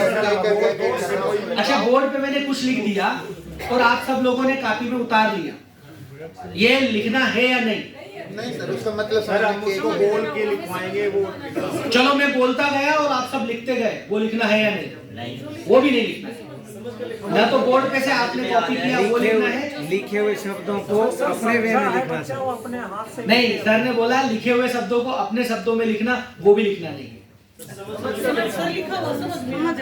साथ में समझना नहीं, आप मैंने जो आप बोला जो बोर्ड को, तो उसको आप समझ भी गए, वो भी लिखना नहीं है। जो दोनों आपस में कम्युनिकेट कर रहे हैं उसको लोग आप रिटर्न में लिख के बताओ भाई आपने इससे कम्युनिकेट किया, उसका क्या उसने आप। मैंने 4 वाक्य आपको बोले, चारों ही लिखने। मैंने कहा ये 4 वाक्य उनको बोलो, उनको 4 वाक्य जवाब दिए, वो बोले और आपस में कम्युनिकेट कर लिया और दोनों ने लिख लिया, ये भी लिखना नहीं है। लिखना क्या है बताओ फिर? मैं तो बताऊंगा ही, मैं तो बताने क्या है। लिखना क्या है बताओ? देखो मैं कितने सरल प्रश्न आपसे पूछा हूँ, पढ़ना क्या है, लिखना क्या है, इससे सरल और कैसे पढ़ूंगा मैं आपको राइटिंग के स्टेप्स बताता हूँ कि लिखना सिखाते कैसे, तब आपको समझ में आ जाएगा कि लिखने का मतलब क्या होता है। लिखना सिखाने के लिए सबसे पहले हम क्या करते हैं? ग्रिपिंग करना, सबसे पहले ग्रिपिंग करना सिखाते हैं, फिर अक्षर बनाना सिखाएंगे। आपने छोटे बच्चों की कापियां देखी होंगी, सबके घर में बच्चे होंगे छोटे छोटे, अ लिखा है उसको 10 बार लिखो, 20 बार लिखो। अपने क्या कर रहा है यार, अ को 20 बार लिख रहा है, तो क्या होमवर्क दिया तेरे को, कुछ क्रिएटिव दिया ही नहीं, पर वो भी जरूरी है उनके लिए। ए को 10 बार लिखो, ए को 20 बार, वो ए बनाता रहता है घर में, 20 बार ए बना रहा है। कई बार तो सर हम बच्चे को पेन दे देते हैं लिखोड़ी मारने के लिए, वो भी राइटिंग नहीं है, वो अभी राइटिंग के स्टेप्स पे है, बच्चा राइटिंग करना नहीं सीखा। फिर उसके बाद क्या करती है मैडम, पहले तो उसको ग्रिपिंग सिखा देगी, थोड़ा लैंग्वेज को नॉलेज, तो बच्चे ग्रिपिंग सिखा देगी, अक्षर सिखा देगी लिखना, वो भी राइटिंग नहीं है। फिर उसको क्या करती है मैडम, पहले अक्षर देती है, फिर वर्ड देती है कि वर्ड की कॉपी करो, फिर सेंटेंस की कॉपी करो, फिर उसको कहेगी ये पेज घर से लिख के लेके आना। अभी तक भी वो राइटिंग करना नहीं सीखा, वो सिर्फ राइटिंग के स्टेप्स के ऊपर आ रहा है। तो अक्षर लिखना सीखा, डॉट्स बनाना सीखा, ग्रिपिंग करना सीखा, ये सब सीखा, कॉपिंग करना भी सीख गया। कॉपिंग के बाद क्या होता है पता है लिखने में? एक बार आपने कॉपिंग करना सीख लिया, कि 4 वाक्य मैडम ने लिख दिया, आपने घर पे बच्चा लिख के ले आ रहा है, कॉपी कर रहा है बुक का एक क्वेश्चन, फिर उसके बाद मैडम क्या करती है पता है? वो बोलती है मैडम हाँ, इसको बोलते हैं गाइडेड राइटिंग। मैं बोल रहा हूँ आप लिखो, मैं डिक्टेट कर रहा हूँ आप लिखो, और वो फिर उसमें मिस्टेक निकालती है कि कितनी मिस्टेक करी, और जितनी मिस्टेक करी उतनी पड़ेगी आपसे। ये सब हमको भी पढ़ी है, आप लोगों को पढ़ी होगी कि जैसे मैडम बोल रही है अपन लिखो, और जितनी मिस्टेक्स आपने करी है ना कि मात्राओं की जो बोला हो उस पर उतनी पड़ेगी फिर। तो हम ये कोशिश करते हैं कि मैडम कम से कम बोले, क्योंकि उतनी कम पड़ेगी, क्योंकि मिस्टेक तो बच्चे करते ही। ये हो गया गाइडेड राइटिंग। तो हम कहाँ से शुरू हुए? Pre writing skill number 1। Writing सिखाने की सबसे पहली स्टेप प्री राइटिंग स्किल, मतलब ग्रिपिंग करना, अक्षर बनाना, पेन पकड़ना, मोटर स्किल, ये सब की प्री राइटिंग स्किल। फिर उसके बाद कॉपिंग, अक्षर बना लिया उसको कॉपी करो, कॉपी करना, ये दूसरी स्टेप राइटिंग की। तीसरी स्टेप गाइडेड राइटिंग, मैं बोल रहा हूं आप लिखो, ये तीसरी स्टेप। और सबसे फोर्थ स्टेप जिसको हम कहते हैं कि हाँ बच्चा अब राइटिंग सीख गया, वो कौन सी होती है? डिक्टेशन तो हो गया ना madam, guided writing. Utterance of language. Sir explain करो थोड़ा। सर जैसे बात जो भी कर रहा है टीचर कर रहा है वो लिखता जा रहा है। नहीं, ये तो गाइडेड राइटिंग हुआ है उसको एक्सप्लेन करना। नहीं, ये भी नहीं हुआ। पहली स्टेप प्री राइटिंग स्किल, वो तो बच्चों को क्लिपिंग करना। दूसरी स्टेप कॉपिंग, तीसरी स्टेप गाइडेड राइटिंग, मैं बोल रहा हूँ आप लिखो, ये भी अभी कंप्लीट राइटिंग नहीं हुआ, मैं बोल रहा ना। और लास्ट स्टेप इधर से जवाब आया है सही, मैडम बताएं। जो वो लिखना चाह रहा है वो उसको लिख के बता सके, उसे जो बोलना है। एग्जैक्टली, इसको बोलते हैं इंडिपेंडेंट राइटिंग। आप अपनी मम्मी के बारे में 4-4 वाक्य सभी लिखो, अपनी मदर के बारे में। वही तो कह रहे थे सर, भावों को व्यक्त करना। हाँ, लेकिन वो भाव मेरे नहीं, आपके खुद के होने चाहिए। समझ रहे हैं? मतलब मैंने बोला और आपने लिखा, तो वो आपका इंडिपेंडेंट राइटिंग कहाँ से हुआ? आपने तो मेरी लैंग्वेज को कॉपी किया है। आप बच्चे को बोल देते आज अपनी माँ पे मम्मी के बारे में लिखो, ऐसा नहीं कि वो जो निबंध आते हैं महात्मा गांधी या गाय के बारे में लिखो, नहीं, वो तो याद है उसको। आप अपने दोस्त हैं, आपके पड़ोस में कौन बैठा है? अच्छा, आपके पड़ोस में सुरेश बैठा है, इसके बारे में 4 वाक्य लिखो। ये क्या खाता है, क्या पीता है, इसको क्या शौक है। वो चीज नहीं जो उसने याद की है या रटी है, वो चीज जो वो खुद से लिखे। तो this is the last step of writing and it is a complete writing and it is the meaning of a writing. यही राइटिंग का मतलब होता है, जिसको हम स्वतंत्र लेखन हिंदी में बोलते हैं। पहला पूर्व लेखन कौशल का विकास, दूसरा नकल करना, तीसरा मार्गदर्शित लेखन, और लास्ट होता है स्वतंत्र लेखन। और जब बच्चा स्वतंत्र लेखन पे पहुंच गया, मतलब आप समझ जाओ कि आपने उसको लिखना सिखा दिया। सर जैसे ऐसे होता है स्टेशन का वो दृश्य बताओ। ऐसे तो याद कर रहे थे, बच्चों को रटवा देते हैं, वो याद कर। कई बार अपने आप स्टेशन का दृश्य भी स्टेशन पर वो ऐसे लिखना, ये भी इंडिपेंडेंट राइटिंग का सही असेसमेंट नहीं है। इंडिपेंडेंट राइटिंग आप अपनी मम्मी के बारे में लिखो, आप अपने पापा के बारे में लिखो, आप अपने दोस्त के बारे में लिखो, अपने खुद की जीवनी लिखना, अपने खुद की जीवनी लिखो, आप अपने दिन भर की दिनचर्या लिखो। आप कब उठते हो, क्या खाते हो, क्या पीते हो, कब सोते हो, पढ़ाई कब करते हो। That is called independent writing. तो ये राइटिंग और लेखन और पठन के बारे में मैंने आपसे डिस्कस किया, और ये सब काम आप करते हो, आपको सब पता है, बस मैंने उसको तकनीकी शब्द दे दिए। ऐसा नहीं है कि ये सब आपको पता नहीं था मेरे लेक्चर के पहले, आपको सब पता था, आप सब जानते थे, और आप सब पढ़ाते भी होंगे क्लास में सब। लेकिन मैंने उसको आपको एक सिस्टमेटिक टर्म दे दिया, एक स्टेप वाइज आपको मैंने लिख के बता दिया कि इस तरीके से ये स्टेप्स होती है, इससे बच्चों को लिखना और ऐसे बच्चों को पढ़ना सिखाते हैं। तो हम बाइलिंगुअल एजुकेशन का प्रयोग इसलिए भी करते हैं कि बच्चों की लिटरेसी अच्छे से डेवलप हो, बच्चे लैंग्वेज का यूज अच्छा से करें, बच्चे की लैंग्वेज डेवलपमेंट अच्छा हो, बच्चा बाइलिंगुअल पेडागोजी को समझे। तो जब बच्चा लिखना अच्छे से जान जाता है ना, या बच्चा पढ़ना अच्छा से जान जाता है, तो उसका आधा पढ़ाई का काम पूरा हो जाता है। क्योंकि जरूरी नहीं है कि एग्जाम में जो क्वेश्चन आएंगे अब बच्चे को वो याद क्यों होंगे। यदि उसकी राइटिंग स्किल अच्छी नहीं है तो वो, अभी हमारे यहाँ ISLRTC में Indian sign language research and training centre से मैं असिस्टेंट प्रोफेसर हूँ, और वहाँ ये देश का 8वां नेशनल इंस्टीट्यूट है जो साइन लैंग्वेज पे काम करता है। Ministry of social justice government of India के अंडर में है, दिव्यांगजन सशक्तिकरण विभाग के अंदर। हमारे कई बच्चे इंग्लिश में फेल हो गए हैं, डेफ बच्चे जो कि कॉलेज 12th पास डेफ बच्चे हैं, जो कि डिप्लोमा कर रहे हैं, साइन लैंग्वेज के टीचर बन रहे हैं वो लोग। तो कई बच्चे इंग्लिश में फेल हो गए। तो वो उठा के टास्क मुझे दिया गया डिपार्टमेंट से, ऑफिस से, कि सर ये इतने बच्चे कैसे इंग्लिश में फेल हो गए, इनका कुछ करो। ऐसे तो मैंने कहा सर ये इंग्लिश में फेल इसलिए नहीं हुए कि पिछले 2 साल में इनको इंग्लिश कम पढ़ाई गई, ये इंग्लिश में फेल इसलिए हुए क्योंकि 12वीं तक ये ऐसे ही आए हैं, इनका इंग्लिश का लेवल वो नहीं है। कि क्या करें, इनको सबसे पहले टेस्ट डेवलप करके आइडेंटिफाई करते हैं कि कितने बच्चे इंग्लिश में बहुत ज़्यादा वीक हैं, जो इंग्लिश में राइटिंग ही नहीं कर सकते। तो वो टेस्ट डेवलप मैंने अभी करके आया हूँ, वो टेस्ट कंडक्ट होगा, उसके बाद फिर उनको इंग्लिश का डेफ टीचर हम अपॉइंट कर रहे हैं हमारे इंस्टीट्यूट में, जो डेफ हो और साइन लैंग्वेज से पढ़ाता हो, जिसकी इंग्लिश बहुत अच्छी हो। ऐसे बहुत कम बच्चे होते हैं, लेकिन हम वो चुन के फिर उनको एक डेफ टीचर जो उनको साइन लैंग्वेज में इंग्लिश सिखाएगा, राइटिंग स्किल, रीडिंग स्किल। तो इस तरीके से फिर बच्चों की इंग्लिश डेवलप की जाएगी, क्योंकि इंग्लिश लिखना या हिंदी लिखना या कोई सी भी लैंग्वेज लिखना, जब तक बच्चा इंडिपेंडेंट लेखन नहीं कर सकता, इंडिपेंडेंट राइटिंग नहीं कर सकता, तब तक हम उसे मान ही नहीं सकते कि वो लिखना जानता है।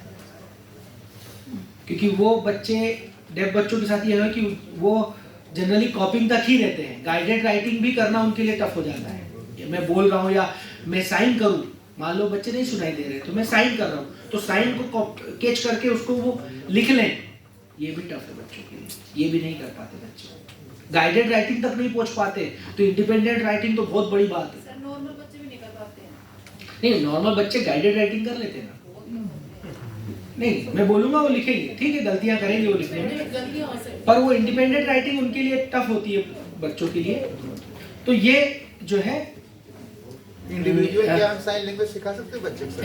इंडिविजुअल अगर एक बच्चा किसी स्कूल में हेयरिंग इम्पेयर्ड है, हाँ, उसको साइन लैंग्वेज 10 दिन में 1 दिन जा रहे हैं, तो क्या साइन लैंग्वेज? अच्छा, मैं साइन लैंग्वेज के बारे में आपको सर का जो क्वेश्चन है उसी के बारे में मैं डिस्कस करूंगा। ये कुछ लिमिटेशंस भी है, मैं अभी आपके आता हूँ सर आपके पॉइंट ऑफ व्यू। ये कुछ लिमिटेशंस हैं कि बच्चों की आइडेंटिफिकेशन नहीं है, साइन लैंग्वेज की अवेयरनेस नहीं है, बच्चों को लैंग्वेज का फाउंडेशन नहीं होता है, बच्चे रीडिंग राइटिंग नहीं समझ पाते, तो ये उनकी लिमिटेशंस है। अब हम साइन लैंग्वेज की बात करते हैं, ठीक है। सर का क्वेश्चन है कि क्या आप इंडिविजुअल एक बच्चे को साइन लैंग्वेज सिखा सकते हैं? सबसे पहले आप एक चीज नोट करो कापी में, islrtc.nic.in, आप नोट करो islrtc.nic.in,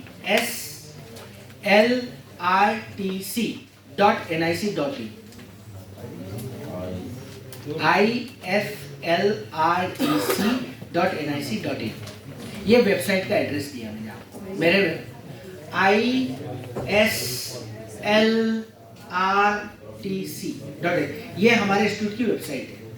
मैंने इसलिए आपको एड्रेस दिया जो सर का क्वेश्चन है। आप इसको जब वेबसाइट खोलेंगे तो यहाँ रिसोर्सेस आएगा, एक टैब जैसे लिखे थे होम, अबाउट, ट्रेनिंग प्रोग्राम, ऐसे टैब आते हैं ना वेबसाइट पे लिखे हुए, जैसे पीसीबी यूनिवर्सिटी, तो रिसोर्सेस का वेबसाइट आएगा। यहाँ पर इस रिसोर्सेस में जाएंगे, आपको डिक्शनरी मिल जाएगी, सब फ्री ऑफ कॉस्ट है। एक सेल्फ लर्निंग मॉड्यूल मिलेगा टीचर्स के लिए, वो भी फ्री ऑफ कॉस्ट है, 40 आवर्स का सेल्फ लर्निंग मॉड्यूल है, वो सब आप डाउनलोड करो और सीखो। क्योंकि इस लेक्चर के बाद तो मैं चला जाऊंगा, फिर ये साइन लैंग्वेज की बात हवा हवाई हो जाएगी। तो बेहतर है कि आपको जब भी सीखना हो तो वो आप फ्री ऑफ कॉस्ट है, आप सीख सकते हैं। तो इस वेबसाइट के जरिए आप अपना सेल्फ लर्न, जितना भी मटेरियल आपको, इवन आपको स्कूल में पोस्टर लगाने हैं ना सर, तो वहाँ साइन लैंग्वेज डे नाम से एक टैब है उसी वेबसाइट पे, तो आपको पोस्टर भी मिल जाएंगे, उसमें से प्रिंट लेके आप स्कूल में अवेयरनेस के हिसाब से साइन लैंग्वेज के अल्फाबेट और इनके पोस्टर भी लगा सकते हैं। प्रिंट ले लिए, लगा, बस उस पर ISLRTC का नाम हटा के खुद की इंस्टीट्यूट का मत लिखना, वो ठीक नहीं है, क्योंकि वो एथिक्स नहीं है। हमारे इंस्टीट्यूट का डेवलप किया, आप उसको कॉपी करो, लगाओ, बांटो, जिसको जितना बांटना है, अवेयर करना है करो, बस वो नाम मत चेंज करना। संस्थान का, नेशनल इंस्टीट्यूट का गवर्नमेंट प्रॉपर्टी है वो तो डाउनलोड करके यू पेस्ट करने के लिए एग्जैक्टली, हाँ, नहीं कुछ हो भी जाता है कि उस पर अपना लिख दिया, नीचे अपना इंस्टीट्यूट का नाम, ये नहीं लिखना है क्योंकि वो गवर्नमेंट प्रॉपर्टी है, ठीक है। तो आप जितना सर्कुलेट कर सकते हो, अपने स्कूल में पोस्टर प्रिंट ले लेके लगाओ, चिपकाओ, सब करो। Sign language self learning module है, उसमें करीब 12 हमने ही बनाया अभी, और वो पूरे इंडिया में भेजा गया, हरियाणा स्कूल्स के टीचर्स को भी भेज दिया गया है। आपको आया होगा ऑफिशियली, हमारे पास लेटर आ गया है कि आप लोगों तक पहुंच गया वो सेल्फ लर्निंग मॉड्यूल का लेटर आया होगा आपके स्कूल में, भेजा है ना? नहीं, हमारे पास लेटर की कॉपी है, ये आप लोगों तक गया, वो लेटर की कॉपी है मेरे पास। सर नहीं है कोई बात नहीं, आप वेबसाइट से डाउनलोड कर लो। यदि मान लो आप तक नहीं सूचना पहुंची तो अब तो पहुंच गई, आप पहुंच गए, आप उसको डाउनलोड कर। उस पर 10,000 वर्ड की डिक्शनरी। एक चीज और नोट करो आप, एक चीज और नोट करो, SIGN sign, SIGN LEARN learn, SIGN फिर स्पेस दो, LEARN लर्न, साइन लर्न, ये ऐप का नाम है जो भी हमारे स्टूडियो द्वारा बनाया है। Sign learn Google Play Store से डाउनलोड हो जाएगा। SIGN sign learn, LEARN learn.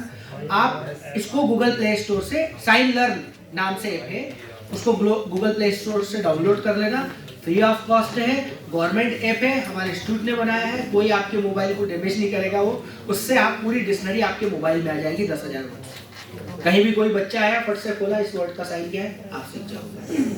तो मैं यही कह रहा कि मैं आपको बहुत कुछ दे के जाऊंगा ये लेक्चर, तो वो आप गूगल प्ले स्टोर से आप डाउनलोड कर सकते हैं। एप्पल पे भी है और एंड्रॉइड पे भी, दोनों वर्जन है, ठीक है। इंडियन वाले ही साइन लैंग्वेज उसमें वो डाउनलोड, इंडियन साइन लैंग्वेज का ही ऐप है, वो हमारे द्वारा बनाया गया ऐप है, जिसमें हमारे स्टूडेंट, इसमें 10,000 वर्ड की डिक्शनरी आपको उस ऐप में मिलेगी, है ना। तो गूगल प्ले स्टोर से आप डाउनलोड कर सकते हैं।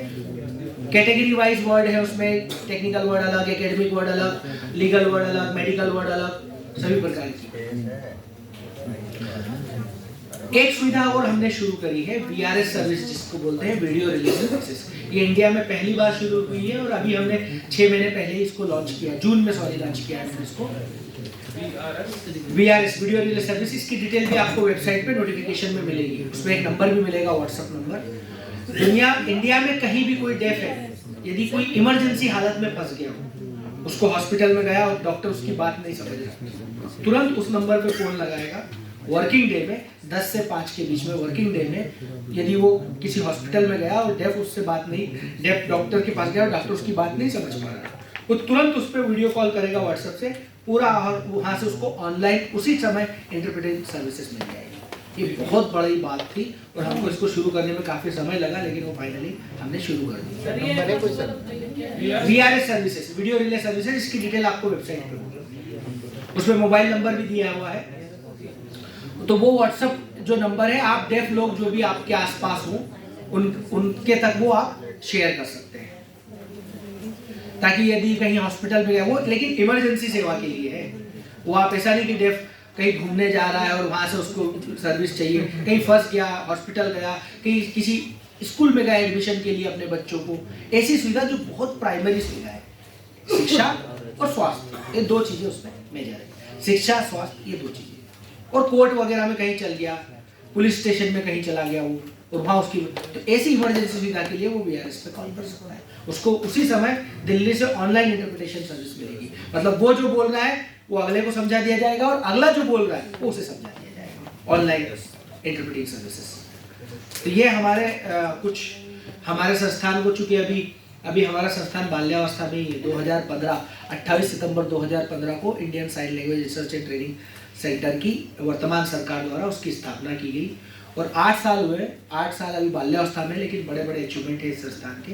नेशनल इंस्टीट्यूट है 8वां देश का, डिसेबिलिटी पे काम करता है। आपने 2021 में परेड में भी देखा होगा 26 जनवरी, एक राष्ट्र एक सांकेतिक भाषा।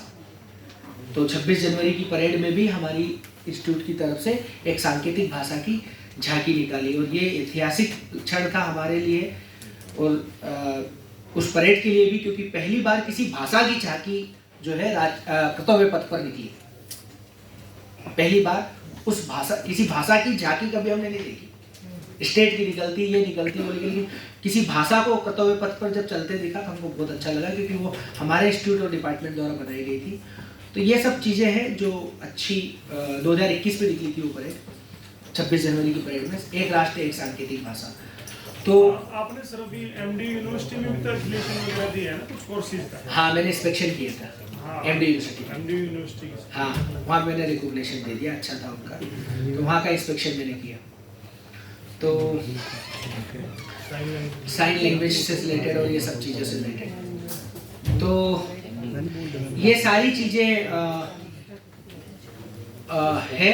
जो आपको सीखना है। अब मैं थोड़ा सा प्रैक्टिकल साइन लैंग्वेज के बारे में बात करूंगा।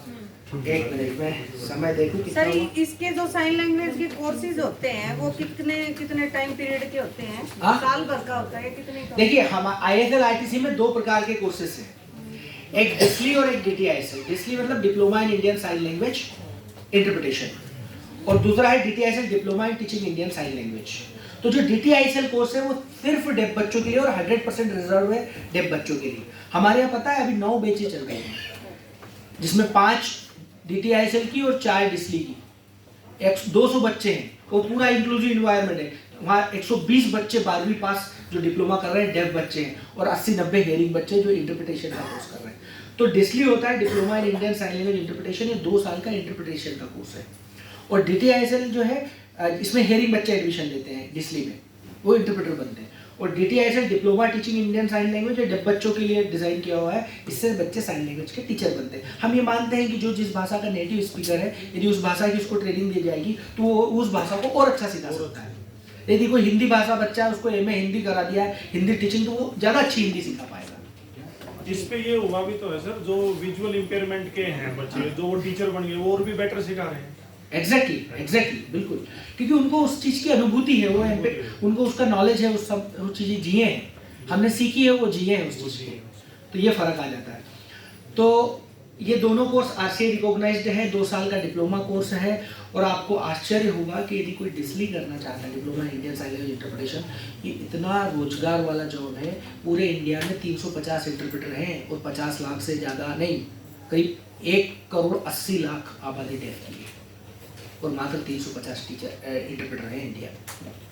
तो जितने ज़्यादा लोग इंटरप्रेटिंग करेंगे, मोड में भी है नहीं रेगुलर कोर्स है 2 साल का फेस टू फेस, और यदि ISL ITC करना है तो वहाँ तो बायोमेट्रिक अटेंडेंस भी है। क्वालिफिकेशन क्या है? हमारे एक बच्ची का ये था कि उसको अटेंडेंस की वजह से हमने एग्जाम नहीं देने गई, तो वो कहाँ गई, कहीं से उसको वो एग्जाम नहीं दे पाई। तो हमारे यहाँ तो ISL ITC में कोर्स करने के ये फायदे हैं कि हम जितनी फीस लेते हैं उतनी उससे ज़्यादा लौटा देते हैं। हम 2,000 रुपये महीने का स्टाइपेंड देते हैं, गवर्नमेंट इंस्टीट्यूट है, हम 2,000 रुपये महीने का बच्चों को स्टाइपेंड देते हैं कोर्स को बढ़ावा देने के लिए। कोर्स को ये सर कौन सी जगह है सर? नई दिल्ली में NSIC ओखला फेज 3 में है। कालका जी मंदिर देखा है, नई दिल्ली का बड़ा फेमस मंदिर है कालका जी, उसके सामने नेहरू प्लेस के पास है, ओखला फेज 3 में।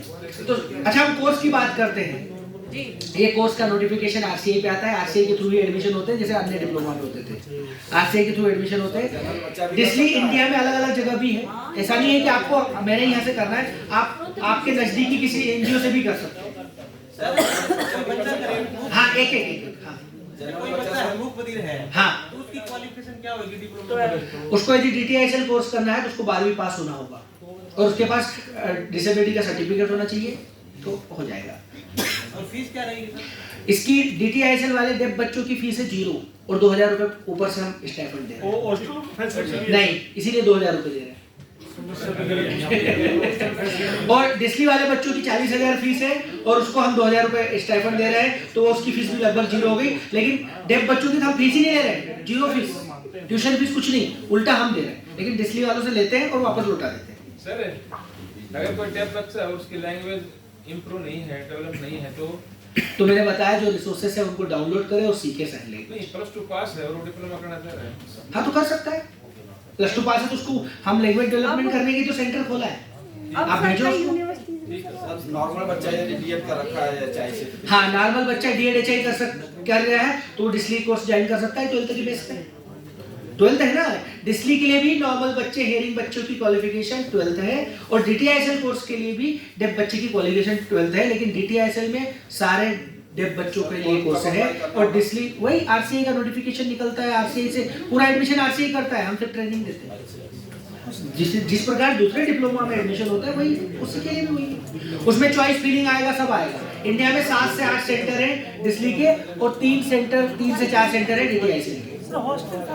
हॉस्टल नहीं है, इसीलिए 2,000 रुपये महीना दे रहे हैं। फीस 0 है, लेकिन फीस 0 है ना, फीस कुछ भी नहीं है डेफ बच्चों की, 0 फीस, उल्टा 2,000 रुपये पर मंथ दे रहे हैं। मेरे स्कूल की एक लड़की कर रही है, वो चंडीगढ़ से कर रही है सर। हाँ ठीक है, किसी हम मैं ये नहीं कह रहा कि आप ISL ITC से करवाओ बच्चों, आसपास कोई NGO वहाँ से करवाओ, पर वहाँ फीस लगेगी, हमारे यहाँ फीस नहीं। सर लेकिन इसकी बात नहीं है, जो चीज एक प्रोफेशनल के लिए जरूरी है ना वो आपके इंस्टीट्यूट प्रैक्टिकली है। हाँ, नया इंस्टीट्यूट है, अभी हॉस्टल वगैरह बनने में टाइम लगेगा, नया इंस्टीट्यूट। और सुनाइए। अच्छा, अब मैं आपको एक छोटा सा काम कर लेते हैं, अपन ABCD सीख लेते हैं, ये तो अपन भूल जाएंगे, है ना। 10-15 मिनट बचे, ABCD सीख लेते हैं साइड। चलिए, ये सब ABCD का चार्ट भी उस पे वेबसाइट पे है। यदि मान लो मेरे सिखाने के बाद आप भूल जाते हो तो वहाँ से साइन लैंग्वेज डे और रिसोर्सेज दोनों में से किसी के अंदर भी आपको कोई यूट्यूब चैनल वगैरह, यूट्यूब के चैनल की लिंक भी दे रखी है। ISL RTC न्यू दिल्ली, ये यूट्यूब चैनल का नाम है हमारे student. ISL RTC new Delhi, ISL RTC, ये तो सब इस पे भी लिखा होगा, ये लिखा है ISL RTC, देखो नहीं, इस पे नहीं लिखा। फोन नंबर नहीं मिलेगा, सॉरी, फोन नंबर नहीं दे सकता, वैसे मैं बहुत बिजी हूँ, फोन नंबर नहीं दूंगा। अच्छा, चलो ABCD सीख लेते हैं, ठीक है। नहीं, अगर बात करें तो कोई और अल्टरनेट नंबर, अल्टरनेट नंबर आपको ऑफिस की उस पे मिल जाएगा वेबसाइट पे। और मान लो वो नंबर नहीं लगता, मान लो, क्योंकि मेरा भी नहीं लगेगा, आपको मैं जो नंबर दूंगा वो लगेगा नहीं, तो आप क्या कर सकते हैं, आप ईमेल कर सकते हैं, वो सबसे बेस्ट कम्युनिकेशन तरीका है। ISLRTC@gmail.com, ये हमारे ऑफिस का ऑफिशियल ईमेल आईडी है। इसमें कोई कुछ भी इंडिया से ईमेल करता है, हम इसका जवाब देते हैं। ISLRTC@gmail.com। आपको जो भी ईमेल करना है, आप डायरेक्टर को एड्रेस करके ईमेल करेंगे, किसी के प्रोफेशनल के नाम से नहीं करेंगे। आप डायरेक्टर को कहेंगे कि टू द डायरेक्टर ISLRTC, हमारी ये इंक्वायरी, आपका नाम, बस। ISLRTC में 5 बार बोल चुका हूँ। New Delhi @gmail.com, new Delhi की स्पेलिंग बताने की जरूरत नहीं, @gmail.com, ठीक है। ज्यादा पूछोगे तो मैं साइन में बताऊंगा। कंडक्ट करानी पड़ेगी, कोई डालनी पड़ेगी अपने डिपार्टमेंट को कि वहाँ ट्रेनिंग करो। हाँ, चलो ABCD सीख लेते हैं फटाफट, ताकि मैंने प्रॉमिस किया आपको कि आप नाम बता के यहाँ से मेरे लेक्चर के बाद अपना ABCD में नाम। चलो फटाफट अपन ABCD, ये सब चार्ट वगैरह वेबसाइट पे है, जो मैं सिखा रहा हूँ ये भी अवेलेबल है। चलो शुरू करते हैं। A करें सब, A, B, C, D, E, F, G, H, I, J, K, देखो L, M में 3 उंगली, N में 2, M के बाद N, N में 2, M में 3, M, N, O, P, Q, R, S, T, U, V, W, X, Y, Z। Sir, इसमें से किसी को एक मिनट क्वेश्चन नहीं, पहले सीखेंगे। इसमें से किसी को अच्छी पहले से आती होगी, कौन अवेयर है? किसको आती है पहले से थोड़ी बहुत?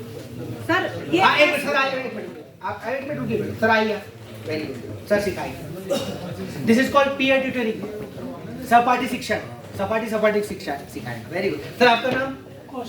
कौशल सर सिखाएंगे आप आपको, मैं देख रहा हूँ, सिखाएंगे। ए से शुरू करें, ए सब करें साथ में, बी करें आराम से, आराम से, डी, ई ऐसे नहीं सर, ई क्रॉस नहीं करना, ऊपर रखना, ई, एफ, एफ ऐसे सर, ई में 1 उंगली, एफ में 2 उंगली, हाँ, जी, जी, जी, जी, जी, जी, एच, आई, जे में यहाँ से शुरू करना है, ये से जे, के ऐसे नहीं सर, के देखो एक उंगली ऐसी और ये ऐसा रखा, के, हाँ, एल ऐसे नहीं सर, सिंपल एल, एम में 3 उंगली, एन में 2, ओ ऐसे नहीं, ऐसे, ये तो फाइन हो गया, फाइन, ये ऐसे, पी करो, हाँ पी है, ये पी, क्यू करे, क्यू में ऐसे उंगली और यहाँ पे ऐसे रखना, क्यू, हाँ, आर ये से, ये इस तरीके से, हाँ, एस में पूरा ऐसा करें आप, हाँ, टी, टी ऐसे, टी अपन टी तो बहुत आसान है, सबको पता है। यू यू कुछ नहीं करना, यू ऐसे देखो भैया, क्लियर यू देखो, क्लियर दिख रहा है सर, देखो आप बहुत गैप ऐसे कर रहे हैं, ऐसे नहीं कर रहे, सिंपल करें। यूज नहीं है sir. U V W X Y करें, वाई ये थे Y, Z Z, very good. नाम बताओ अपना, अरे रुको, नाम बताओ बोल के, कौशल किशोर, अरे इतना लंबा बताओ, इतनी लंबी करना पड़ेगी। साइन लैंग्वेज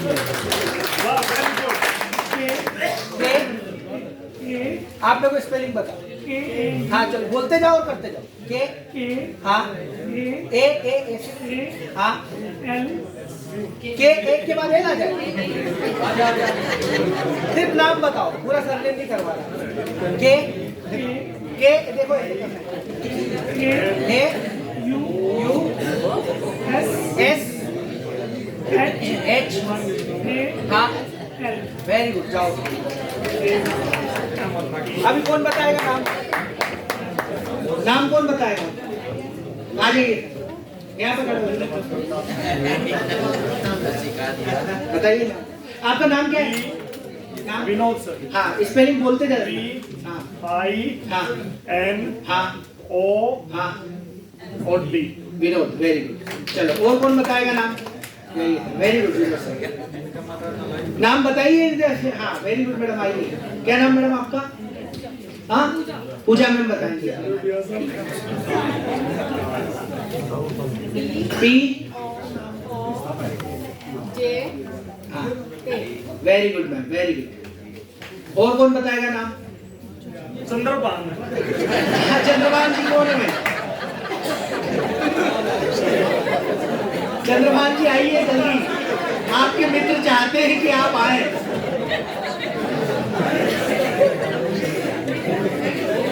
देखो दोस्त ही सबसे बड़ा होता है आपका हितेशी, प्लीज। हमारे सीनियर चंद्रभान बोलते नहीं है H A N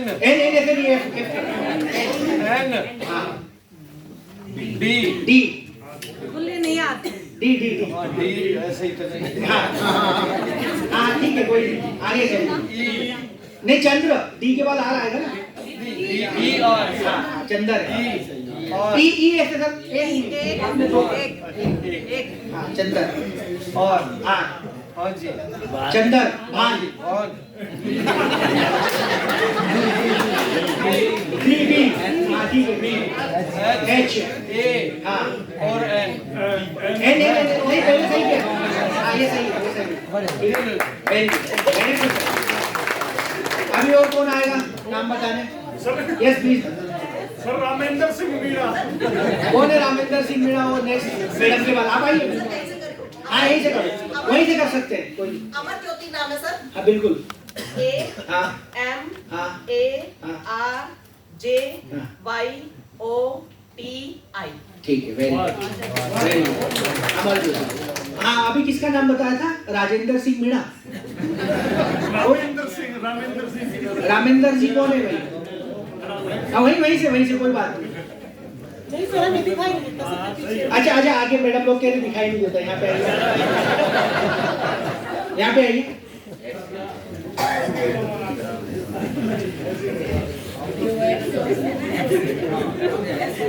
very good sir, आइए। हाँ ए ऐसे अंग्रेजी से ये एम में दो तीन उंगली। हाँ सर ऐसे भी बना यहाँ ऐसे बना सकते हैं, ऐसे भी बना सकते हैं। हाँ डी आर रामेंद्र सिंह मीणा भी बोले। एस आई एन जी जी ऐसे करें। एच एच करें, हाँ एच करें। सिंह मीणा कोई नहीं सर मेरा ठीक है। और कोई नाम बताना चाहेगा? अच्छा अब ये स्पेलिंग्स हो गई है, थोड़ा सा ग्रीटिंग सीख लो। Good morning, good noon, good afternoon, good evening, ठीक है। तो गुड, ये गुड का साइन, गुड मॉर्निंग, सूरज उदय होता है ऐसे morning, good morning. Good night, night में सूरज पूरा अस्त हो जाएगा, गुड नाइट। गुड आफ्टरनून, धूप आती है सूरज की, सिर पे है, गुड आफ्टरनून। अच्छा गुड इवनिंग फिर कैसे करेंगे? बीच में गुड करके पूरा सूरज को डुबाना नहीं है, इतनी मुट्ठी खुली रखनी है। यदि पूरा डूब गया तो गुड नाइट हो गया, गुड करके इतना रहा तो ये गुड इवनिंग हो गया, ठीक है। तो good morning, good night, good afternoon और गुड इवनिंग। और गुड मिडनाइट सर। मिडनाइट के लिए समय बता देना, ठीक है। और कब कब कब आप कब आए, आप आए कब। जनरली जो क्वेश्चंस होते हैं साइन लैंग्वेज में लास्ट में लगते हैं, एक बात ध्यान रखना, जो क्वेश्चंस है कब, कौन, कहां, तो आप आए कब, कब। आपका नाम क्या है, आपका नाम, नाम यहाँ लिखते हैं ना, आपका नाम क्या है। कई बार यहाँ पे भी करते हैं, लेकिन यहाँ जनरली जो ट्रेंड में नहीं है, ज्यादातर ट्रेंड में है। तो आपका नाम क्या है, आप आए कब, आप कौन है, आप कौन है, आप काम क्या करते हैं, आप काम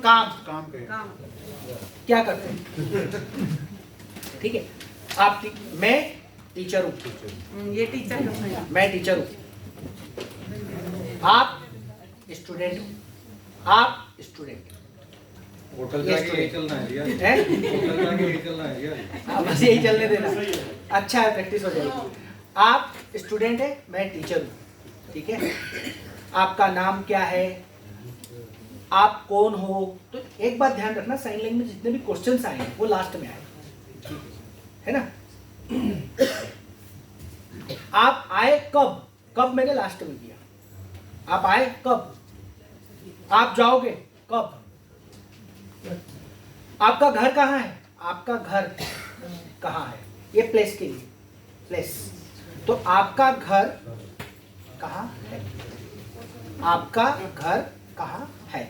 मेरा घर दिल्ली में है, अब मैं है के लिए नहीं करो, बस इतना, मेरा घर दिल्ली, ठीक है।